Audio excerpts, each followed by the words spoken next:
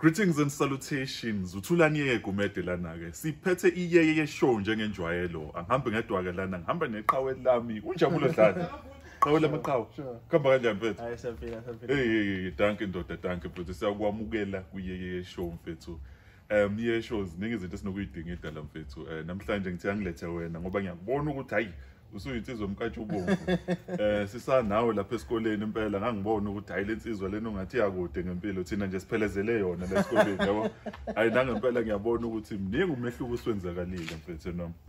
From mfethu eWopo kuze kube manje nje mfethu ngiyabona iziningi izinto esezenzakele yakhulazi kulezi zinto ze-accounting mfethu. Mhlawumbe uma ungathi ukusishayela kancane ukuthi iziphi izinto ke wathi ukuba involved kuzona. Ngiyakhumbula u-involved sebenza nasemabhank mfethu and ngiyangibona mas-interactor nawe ukuthi yo ilento lena ulwazi onalo mfethu kwezama-finances nokuphathwa kwemali ungathi kuyinto ephakeme kakhulu mfethu and kuyeshow mfethu sizama ukuthi ulwazi oluthile silitholayo mfethu ey'koleni esifunda kuzona sikwazi ukuliletha emphakathini yethu ngoba manje ngokwempilo siyaye sithi mase sithola imfundo sesithola nemisebenzi bese siyaqhela emphakathini yethu senze njani mfethu ukuthi information esiyitholayo sikwazi ukuyiletha mfethu ukuthi nomuntu mfethu obukeka mfethu mhlambe esezingeni elisaphansi akwazi ukuyiqonda lento esuke sikhuluma so mfethu uma ungathi ukusihighlightela nje njabulo mfethu ukuthi from ukuphuma kwakhe esikoleni iziphi izinto nje mhlambe ke wathi ukudlula kuzona wafunda kabanzi ngezimali mfethu before sike sidingide kabanzi ngetopic esobe sidingida namhlanje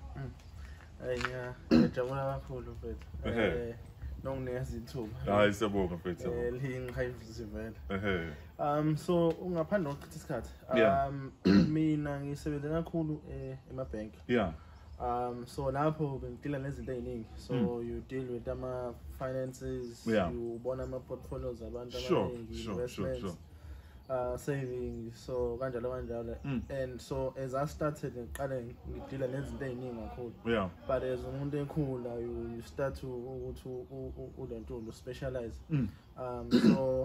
so ngisebenza kakhulu amabhank awu-2 amakhulu eSouth Africa one of the biggest noma ngingeke ngise ngiwasho no kubalekile usingawasho qinisele mfethu but just to give perspective ukumove kwami from one of the banks to another and I was headhunted so there was a lot so olubuka ulibone like ngesikhathi ngifika nje oqala there was something that struck me engazange eze ngi-understand ukuthola ukuthi umuntu a person who earns more income uthola ukuthi if ubheka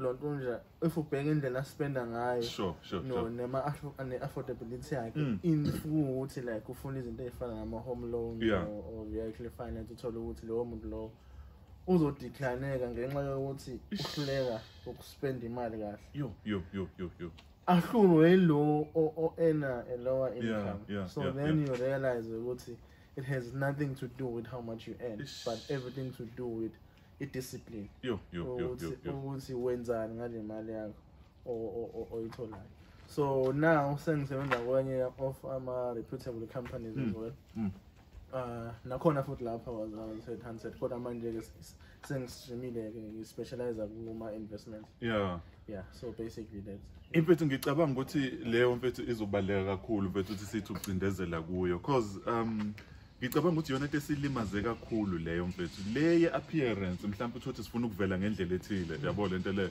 and ngiyibonile lonto dladla ngicabanga ukuthi mhlawumbe sizobuya kuyo kwenye segment esizoba nayo mhlawumbe ngelinye ilanga ukuthi ngibuke kakhulu ipressure yethu mfethu ukuthi sike saba nenkinga ukuthi mhlawumbe uthola ukuthi kuma communities esiphuma kuwo uthola ukuthi khona lento ukuthi kufanele siveze ukuthi sesiphumelele manje and indlela esiyithola sekufanele siveze ngayo ukuthi mhlawumbe siyithola sesithenga imoto ezithile ekakhulukazi kuba yimoto ngoba umuzi uthola ukuthi abantu abaningi bathi umuzi awubona umuntu so kufanele uzoyithola mhlawumbe usuthenga imoto kuyila usudrive usubonakala ukuthi ngisho ukuthi umuntu osuphumelele so uma sisilento ke dada khona into o-indicate-ile la ngiyithandile engicabanga ukuthi powerful leyo ukuthi ubukade usebenza ngokubuka ama-portfolios abantu we unokubuka mfethu mhlawumbe uzoshaya ikhwela uthi yinanga umuntu mfethu destroy impilo yakhe enganakile uma sesicubungula lapho-ke mfethu into ebengifuna siyibuke mfethu ukuthi le yokwazi ukumanage ama-finances mfethu yiphi mhlawumbe indlela ubucabanga ukuthi mfethu singamanager ngayo ama-finances kahle so that mfethu ngisho ngathiwa sihola u-R100 a month mfethu sikwazi ukumanage ngoba into enginokuyithola kakhulu ngama-finances abanokuyigcizelela mhlawumbe uzongivumela ukuthi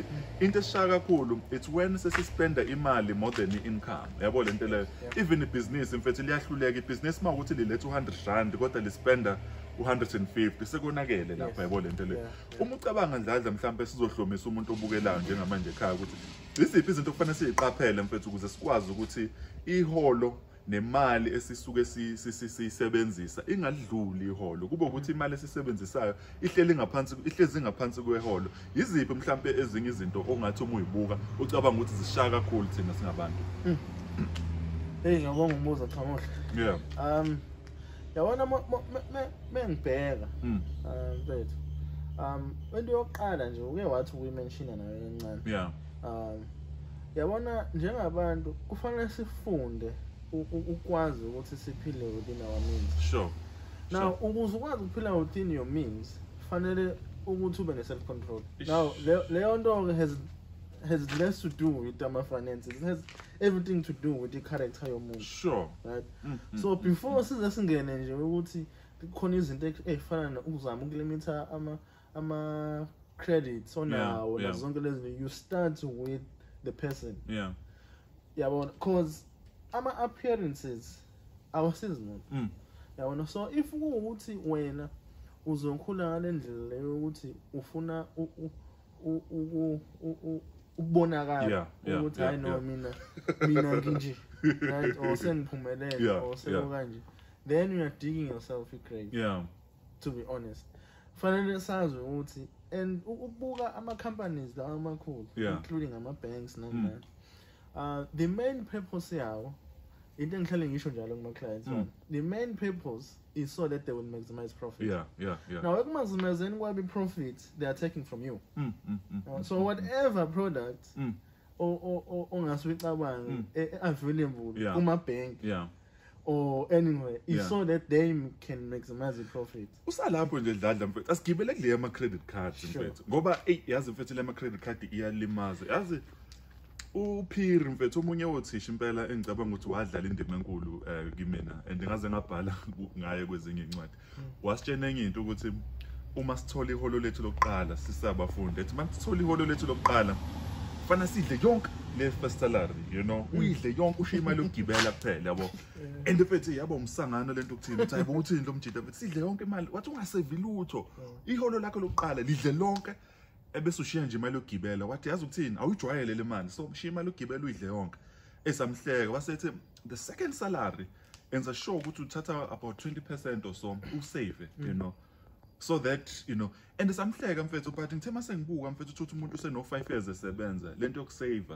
you know ayikho mfethu akusaveki yabo uma ukhuluma nabantu mfethu uthola ukuthi umuntu usebanjwa ama credit card and into efike ibhlungu credit card mhlawumbe lese credit card ka 10,000 usunayo le credit card lena you know and uma ukhokho uzofika mhlawumbe ukhokho 1,000 you know ebese kuba nalo 1,000 lo kade ukhokha lapha credit card and masuphathi nenyanga mfethu uphinde uyosebenzisa lo lento lena usubuyele back futhi ku0 manje so uthola uthi njalo ngenyanga ufaka u1000 uzophinde usebenzisa ufaka kodwa khona le mali emonthly lehlezi uyikhokha mfethu yabo lento le abanye bacule kuma overdraft mfethu yabo lento le so uma usubuka zonke lezi zinto uthi akusaphumeki the minute uthi uyaphuma ibank lizokutshena ukuthi hayi nansi enye imali osanayo la yabo and ama-bank mfethu sorry ungathi ngiyawagxeka aphinde enze lento ebuhlungu ukuthi bathi bekubona ukuthi ucwilile baphinde bakufonela ukuthi awufuni sethi ukuthi uyithi bakubona ukuthi kwawona lo 10,000 uyahluleka sebeyacela futhi ukuthi mhlawumbe awufuni siyenze ibo 20,000 yabo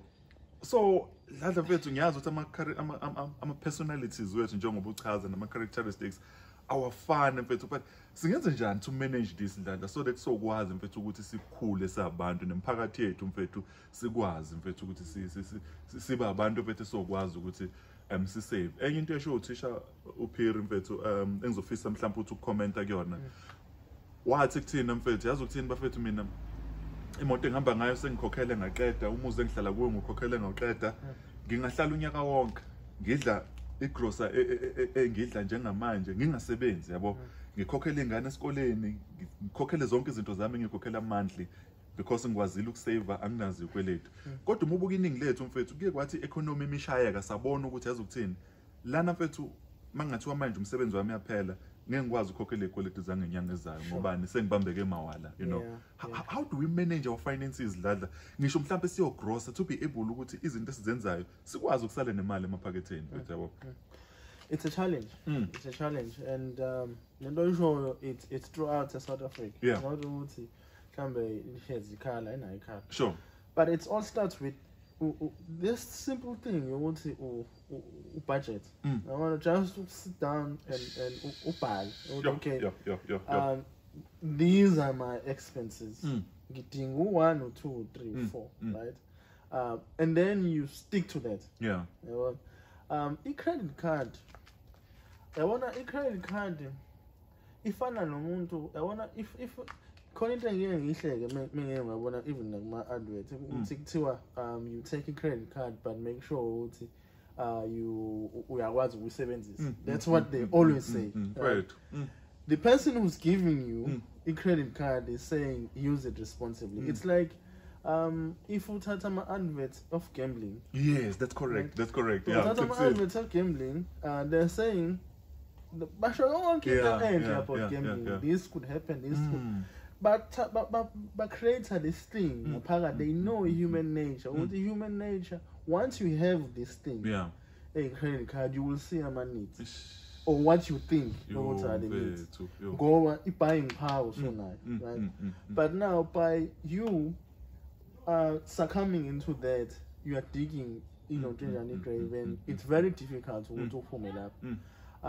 Unfortunately, if we would think sikhuluma ngomuntu ongaphandle as if umuntu ongakabi nayo credit card, there's a few esokhuluma nayo because most of us have ama credit cards. So mina ngizosho into engangenza previously with ama client engangidinga even namanje. Ngisawanikeza ama credit card i-client nganganikeza i-credit card. Ngangithi mina ngangamane ngisuke ngithi nginikeza i-credit card. Angithi kuyona if ukuthi you want a credit card, right, then these are the conditions. Condition number 1, let's see ukuthi imaphi ama revolving credit. Revolving credit is the things where you balile like your overdraft, your clothing accounts. Akhona manje la okwazi ukuthi uthi mawuthatha uphinde imali ibe available. Those are revolving credits. So imaphi ama revolving credits for now. Then what we want to do is we want to close them all off. Right, and then we want to get a credit card. Sure. In so doing, what you're technically doing is unciphisa wonke ama interest at least you're saving them, right? And then another condition is every month we're gonna decrease the credit limit here. That's how you get out of it. Because most of us see in. So that's how you can try and get out of that trap is because it's not easy to pull again. But if we start revolving credits and at least it's one step forward. Like rather than a credit card there, clothing account, overdraft. Okay, you go and pay just one. And because the moment when they will bazopinda foot back 10 and ask what height don't you need the overdraft or don't you need the revolving loan now? He's also valid, right? So we must try by all means to run away from it. And every time make sure you reduce your credit limit automatically. Because now I'm a system that's available. Okay, I'm paying example it's 1,000 rand that I've used. Installing it to 200, right? So the credit limit, if it's credit limit you 2,000, it's okay. You pay that 300 rand, but reduce my credit limit go 150. Oh wow! So the following month, emails are available is 150 less. Right? So and as time goes on, with regards from that's what I used to do with my clients. If umuntu engayifuni engayithatha leyo option ukuthi asifanele if umuntu engayithatha leyo option like okay I can't help you because my advice awuyithathe, so I can't do into that is going against what I think you should do. Yeah. So yeah, izona zinto umuntu no dladla mfethu ngiyabonga mfethu Mgabadeli. I think ususize kakhulu mfethu and ngisazofisa mfethu siqhubeke sibe nalezi ingxoxo ngoba mfethu iSouth Africa nje sesibuka nje thina kuzomela sakhana ngempela mfethu ukuthi ulwazi sikwazi ukuthi silishare lisabalala. Mhlawumbe nje mfethu sesigoqa mfethu usuzoshare awakho amazwi okugcina okuvala kule nkulumo. Uma sibuka i-credit card mfethu nge-understanding yakho ukuthi i-credit card obviously izoba nama-advantages ibe nama-disadvantages. Uma ubuka umuntu ongenayo i-credit card manje oyicabangayo ngokwakho mfethu iziphi izinto ocabanga ukuthi uma ubuka i-credit card you feel like this was a good initiative ngama-credit cards towards ama-consumers ukuthi uma ucabanga i-credit card right now these are the reasons engakwenza ukuthi ube ne-credit card. Kunokuthi ube ne-credit card mhlambe wenzela ukuthi ube nemali ezokwazi ukuba nayo mhlawumbe uma e-restaurant uphuma nabantu yolento le and abanye mhlawumbe abantu uthola ukuthi uyakwazi ukuthi i-credit card yakho uzosebenzisa 1000 manje uma ehola awukhokhele lo 1000 kube right you know. So uyakwazi ukuthi i-credit card agrosse ngayo enze zonke lezi ezinye izinto uma ehola uyayivala futhi le mali kungabe indaba zalutho uthola ukuthi i-management yakho iba ngcono. Kodwa umunye uthola ukuthi i-credit card uzothi yabo mina nje mfethu personally I'm gonna share this because enye izinto enganginokuzenza uthola ukuthi ngizothatha i-credit card ebengenayo mhlawumbe ukuthi ngizothengele ngane ama-toys you know and engaze ngarealize ukuthi hayibo this thing is wrong you know. I'm just sharing this mfethu I'm embarrassed but I'm sharing it so that omunye umuntu ezolento lena ukuthi mhlawumbe nje you use a credit card nje to buy whatever that you want to buy you know. So ngibona uPeppa Pig laphana sengiyabathenga ngithengele ingane ukwazi ukuthi i-credit card mhlawumbe uma uyisebenzisa these are strict things mhlawumbe ongayisebenzisa kuyona you know. Ungavesana usebenzise mhlawumbe let's say uyobuka ibhola nabangani bakho senithenga ama-drinks but ukwazi ukuthi this is for special occasions ukuthi manje this is a must for me to do you know. Okay, i-credit card noma ekhona ama-advantages ayo but if for a person for umuntu ongenayo i-credit card I would say you are in a good space. Number one, it's nothing ongathi ongayilangazelela ukuthi ube nayo. Yeah ngoba thina sesiphakathi kunalezo zinto so we wouldn't want more people ukuthi bacwile kule nto le. Yeah, but understanding behind if ubuka again the people who are giving a credit card they encourage you to uthatha ama credit card. Why? Because they're trying to entice you so that they will make more money for themselves. But coming back to the question oyibuze ukuthi fanele uyisebenzisele ini asithi usunayo. You see, a credit card you can use it for if you're traveling. If you're traveling, then you get insurance. Right? For depending on the level or what type of credit card and which bank you're using. But you get travel insurance depending on my values. So like your luggage and everything. So you can use that and book my tickets and all of that. Yes. So if you lose in Bashazako, for example, in an airport, it's covered if you purchase a credit card. You can consider buying on a credit card.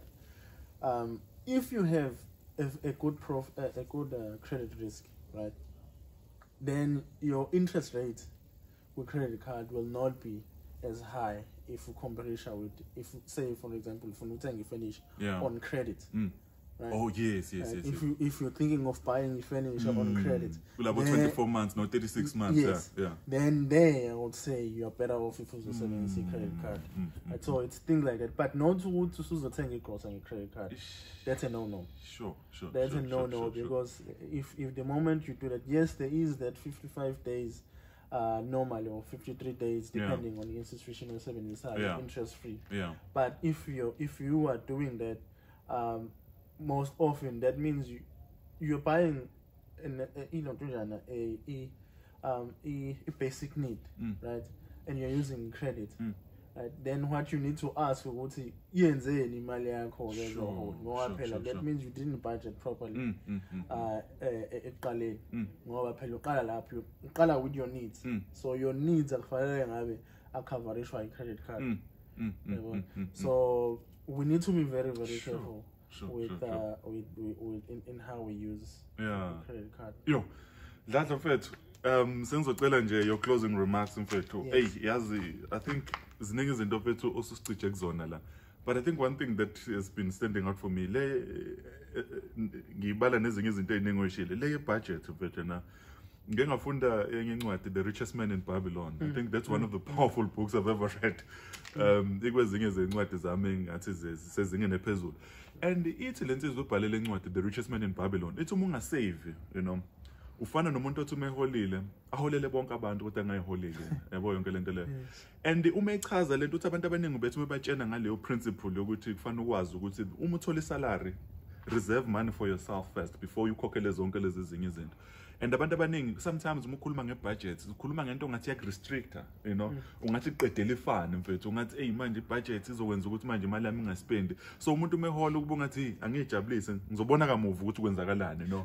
So then uthola ukuthi siqhubeka njalo siyalimala, you know. Masithola imali oma clothing account, ukudla nazo zonke lezi zinto lezi, kodwa ayikho imali esala ngakuthina. So asiyiholeli thina mfethu yabo. So I think mfethu ziningi izinto esisazoyicubungula ngale video mfethu, ngicabanga ukuthi nababukeli emakhaya lapha impela bayacijeka mawala. So mhlambe mfethu Dladla usugoqa nje noma yini mhlambe enye ungafisa ukuyi-add nje, just your closing remarks mfethu. Yeah, that's a very powerful end off on your side. I want to say saving is very important. As a country, South Africa, we are in this problem ngenxa yokuthi we're not saving enough. Sure. And I know ukuthi ngizothi ukuthi kancane. Yeah, no, it's linked to savings as well. Out of South Africa, if we book abantu who can retire comfortably, it's around about less than 5%. Sure. Abantu who can 5%, less than 5%. Yes, in South Africa who can afford to retire. What does that mean? It means we are not saving enough. That's basically what it means. But ngisebenzisa saving in general, right? But obviously there's a difference between savings and investing, right?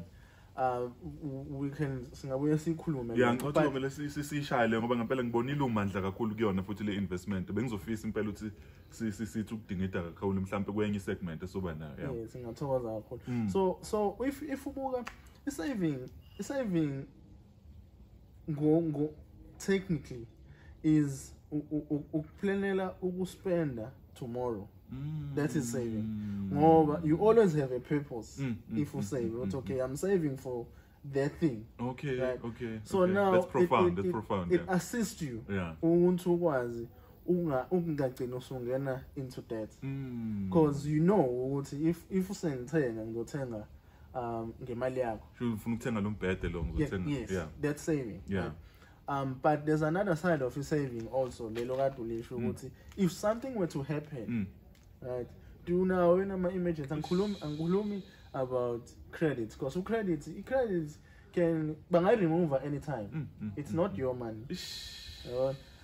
So technically speaking, so spend the money amount and you're making another person rich. Over and above that, knowing that technical again.